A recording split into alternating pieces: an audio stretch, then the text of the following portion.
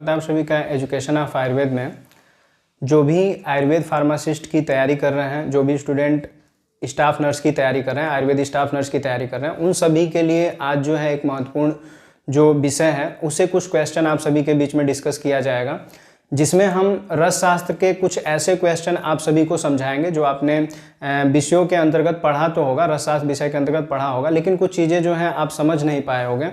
तो आज हम इन प्रश्नों को MCQ टाइप में पढ़ेंगे, ये महत्वपूर्ण है। तो इसलिए क्वेश्चन के जो भी आंसर बताए जा रहे हैं या जो भी विषय आपको समझाया जा रहा है उस पर ध्यान दीजिएगा। तो चलिए देखते हैं। आप सभी को पता है कि हमारे द्वारा जो भी तैयारी कराई जा रही है आयुर्वेद फार्मासिस्ट की या आयुर्वेद स्टाफ नर्स की, वो हमारे ऐप पे आयुर्भास्कर ऐप पे बहुत ही विस्तृत तरीके से कराई जा रही है और सारी चीज़ें जो हैं क्रमबद्ध हैं। तो ऐसी विस्तृत क्लासेज जो हैं हमारे ऐप पे दी जाती हैं। सारी जो डिटेल है क्लासों की वो डिस्क्रिप्शन में वीडियो के डाल दिया जाएगा। देखिए, पहला प्रश्न है, कौटिल्य के अर्थशास्त्र में जिन द्रव्यों से सोना चांदी गलाकर निकाली जाती थी उसके लिए किस शब्द का प्रयोग किया गया है। ठीक है, तो क्वेश्चन पहले आप समझ लीजिए कि क्वेश्चन क्या कह रहा है। क्वेश्चन कह रहा है कि कौटिल्य के अर्थशास्त्र, मतलब कि कौटिल्य द्वारा जो अर्थशास्त्र लिखा हुआ है, कौटिल्य के द्वारा जो अर्थशास्त्र लिखा गया था उसमें जिन द्रव्यों से सोना चांदी गलाकर निकाली जाती थी उसके लिए किस शब्द का प्रयोग किया गया। तो कौटिल्य के अर्थशास्त्र में सोना चांदी को गलाने के लिए जिस चीज का प्रयोग लिया जाता था उसको नाम क्या दिया गया था। तो आपके हिसाब से आंसर क्या होना चाहिए। जैसे ऑप्शन में दिया है उपधातु, धातु, मृत्तिका या सभी। तो उपधातु का मतलब धातुओं से, धातु और अन्य जो पदार्थ हैं उनसे मिलाकर के कोई चीज बन रही है तो उसे उपधातु कहते हैं। और धातु क्या है, एक प्योर सब्सटेंस है। तो यहाँ पे अगर हम बोलेंगे तो कौटिल्य के अर्थशास्त्र में धातु जो है उसका सम्मिलन किया गया था, उसको अंकित किया गया है। कौटिल्य के अर्थशास्त्र में जिन द्रव्यों से सोना चांदी गलाकर निकाला जाता था उन्हें धातु कहा गया है। ठीक है, उसी तरह से अगला प्रश्न देखते हैं। दूसरा प्रश्न कह रहा है आपका, दूसरा प्रश्न कह रहा है कि रस शास्त्र की औषधियों की मात्रा कैसी होती है। ठीक है, आप सभी को पता होगा कि जितनी भी औषधि द्रव्य प्रयोग में लिए जाते हैं, जो भी औषधि द्रव्य प्रयोग में लिए जाते हैं उनकी मात्रा अलग अलग ही प्रयोग की जाती है। ठीक है, अब रस शास्त्र की बात की जा रही है तो अगर हम द्रव्यगुण के अंतर्गत किसी औषध द्रव्य की बात करें तो वह जो है अधिक मात्रा में भी प्रयोग की जा सकती है। क्या किया जा सकता है, अधिक मात्रा में प्रयोग हो सकता है। लेकिन आप सभी को बता दें कि जो रस शास्त्र में जो औषधियां प्रयोग की जाती हैं वह रसायन का कार्य करती हैं और ऐसे रसायन उसमें प्रयुक्त किए जाते हैं, ऐसे धातु आदि रत्न उपरत्न सम्मिलित किए जाते हैं कि जो शरीर में तेजी से अवशोषित हो जाता है और कुछ जो मात्रा है उनकी बच जाती है। तो उनकी ज़्यादा मात्रा जो है हमारे शरीर में विभिन्न प्रकार के दोष भी उत्पन्न कर सकती है। इसलिए रस शास्त्र की औषधियों की मात्रा कैसी होती है, वह होती है स्वल्प। स्वल्प का मतलब अल्प, न तो ज़्यादा कम होती है और न ही ज़्यादा अधिक होती है। थोड़ी औषधि ही प्रयोग में ली जाती है क्योंकि यह बलकारक होता है, रसायन है एक तरह से, और शरीरगत जो दोष है बढ़ा सकता है, इसलिए कम मात्रा में ही इनको प्रयोग में लिया जाता है। उसी क्रम में अगर अगला प्रश्न देखा जाए, तीसरा प्रश्न देखते हैं। तो तीसरा प्रश्न क्या कह रहा है, तीसरा प्रश्न कह रहा है कि विश्व की प्राचीन संस्कृतियों में इनमें से किनका स्थान सर्वोपरि है। तो एक तरह से जो लोग पढ़ रहे होंगे उनके लिए आसान होगा, जो नहीं पढ़े उनके लिए बता दें कि कभी भी पूछा जाए कि विश्व की प्राचीन संस्कृति की बात पूछी जाए तो भारत में जो संस्कृति चल रही है उसके हिसाब से अगर देखा जाए तो सबसे प्राचीन संस्कृति जो है भारत की है। लेकिन इसमें कह रहा है कि इनमें से किनका, जो नीचे जो दिए हैं इनमें से किनका सबसे सर्वोपरि स्थान है, मतलब कि जो सबसे ऊपर है।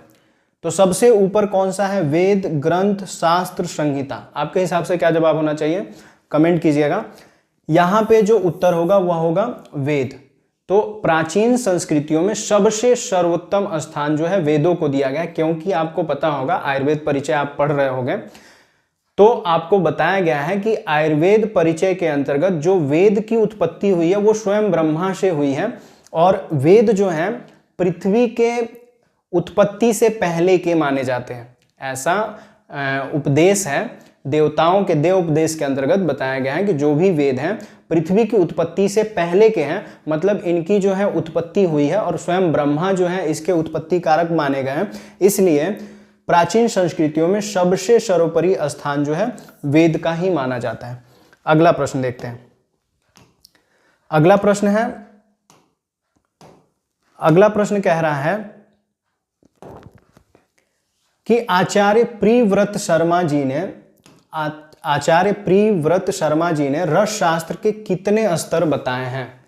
तो प्रिव्रत शर्मा द्वारा रस शास्त्र के कितने स्तर बताया गया। तो आप देखे होंगे आचार्य प्रिव्रत शर्मा का जो है द्रव्यगुण का भी बुक आपने देखा होगा।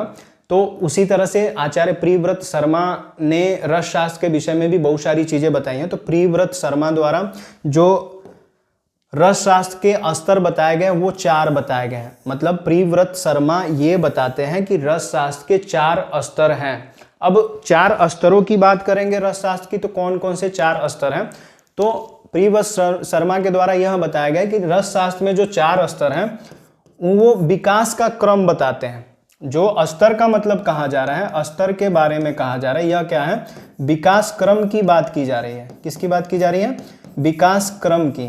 मतलब रस शास्त्र के विकास क्रम में किस तरह का योगदान जो है रस शास्त्र किन स्टेप में किन स्तरों में विकसित हुआ। तो पहला जो स्तर है प्रिव्रत शर्मा द्वारा जो बताया गया है वह है प्रारंभिक काल। कौन सा, प्रारंभिक काल, जिसका समय जो है प्रिव्रत शर्मा द्वारा बताया गया है कि 5वीं सदी से 8वीं सदी का है। कब का है, 5वीं सदी से 8वीं सदी का। 8वीं सदी का मतलब कि 5वीं सदी से लेकर के 8वीं सदी तक का जो काल है, स्तर जो बताया जा रहा है, जो विकास क्रम बताया जा रहा है रसशास्त्र का, तो जो प्रारंभिक स्तर है वह 5वीं सदी से 8वीं सदी का आचार्य प्रिव्रत शर्मा जी के द्वारा बताया गया। उसी तरह से यदि देखा जाए तो दूसरा स्तर इनके द्वारा बताया गया मध्यकाल। प्रारंभिक के बाद बताया गया है मध्यकाल का स्तर। तो मध्यकाल का स्तर अगर देखा जाए तो मध्यकाल का स्तर इनके द्वारा बताया गया 9वीं से 12वीं सदी तक। 9वीं से 12वीं सदी तक, ठीक है। तो पहला स्तर प्रारंभिक था 5वीं से 8वीं, दूसरा स्तर मध्यकाल का है 9वीं से 12वीं, और तीसरा स्तर जो है वैदिक काल का हम कह सकते हैं या प्रौढ़ काल कहते हैं, जो 12वीं से 15वीं का है। प्रौढ़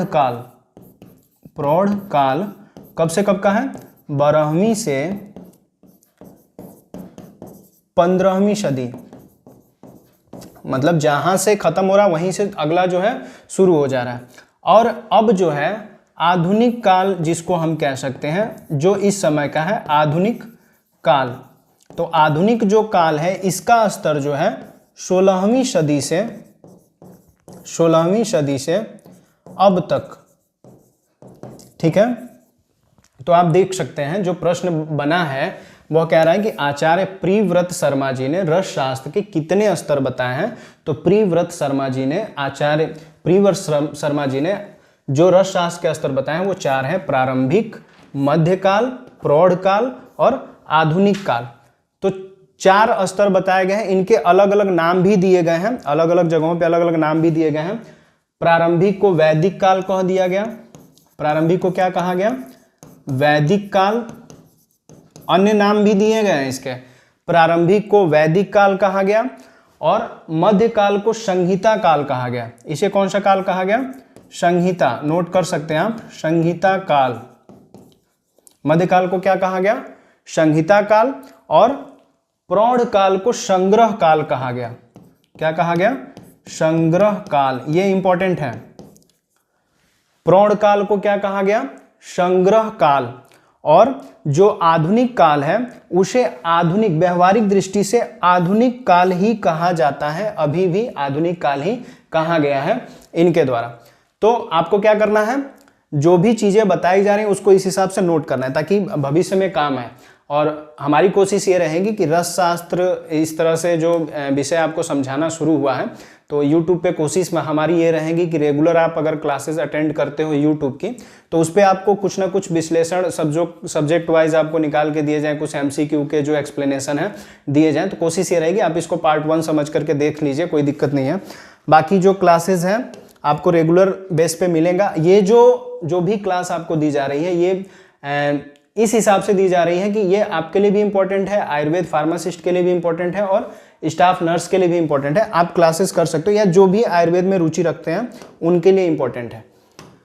अब देखिए कह रहा है कि यजुर्वेद में सोने को किस शब्द से उल्लेखित किया गया है। तो आपके दिमाग में ये चीज रहना चाहिए कि जो यजुर्वेद में सोने को किस शब्द से उल्लेखित किया गया है। तो इसमें देखिए सबसे महत्वपूर्ण बात यह है कि प्रश्न जो है एक तरह से डिफिकल्ट है। प्रश्न किस तरह का है? डिफिकल्ट है, थोड़ा सा कठिन है, लेकिन कठिनता का स्तर जो है इस हिसाब से दिया गया है कि परीक्षा में आप अगर इस हिसाब से प्रश्न अगर तैयार करते हो तो जो निम्न स्तर के हैं उन्हें भी आप तैयार कर सकते हो। तो कह रहे हैं कि यजुर्वेद में सोने को किस शब्द से उल्लेखित किया गया। उत्तर जो है हिरण्य है। उत्तर क्या है? हिरण्य। हिरण्य शब्द से उल्लेखित किया गया। हिरण्य का मतलब जो होता है सोना कहा गया है। उसी तरह से यजुर्वेद में अलग अलग शब्दों को अलग अलग चीजों से बताया गया है, जिसमें शिक्ता जो है बालू को कहा गया है। किसे कहा गया है? बालू को। यजुर्वेद में शिक्ता मतलब बालू, बालू को शिक्ता कह दिया गया है। ठीक है। उसी तरह से हिरण्य सोने को कहा गया है और अश्म जो है, अश्म जो है शीशे को कह दिया गया है। इस तरह से चीजों को लिया गया है। तो आप दिमाग में क्या रखिएगा कि यजुर्वेद में सोने को किस शब्द से उल्लेखित किया गया है। यजुर्वेद में सोने को किससे उल्लेखित किया गया है? हिरण्य से उल्लेखित किया गया है। ठीक है।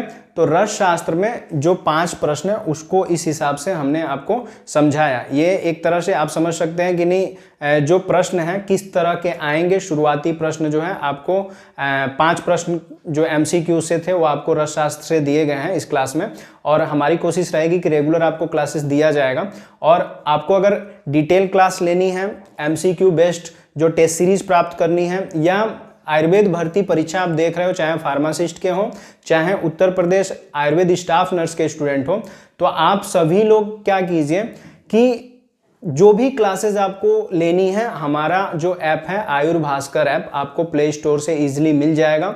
वहां से ऐप इंस्टॉल कर लीजिए और सबसे इजी वे है कि आप वहां से अपनी चॉइस की क्लासेस जो है ले करके पेमेंट करके आप क्लासेस परचेज करके स्टडी स्टार्ट कर सकते हो। और अगर कोई भी इशू आता है, कोई भी दिक्कत होती है, तो आप मोबाइल नंबर जो है नोट कर लीजिए 97 94 16 21 36। क्लासेस लेने के लिए या किसी भी चीज़ों की इंक्वायरी के लिए आप इस नंबर पे कॉल कर सकते हो। वीडियो में लास्ट तक बने रहने के लिए आप सभी का बहुत बहुत धन्यवाद।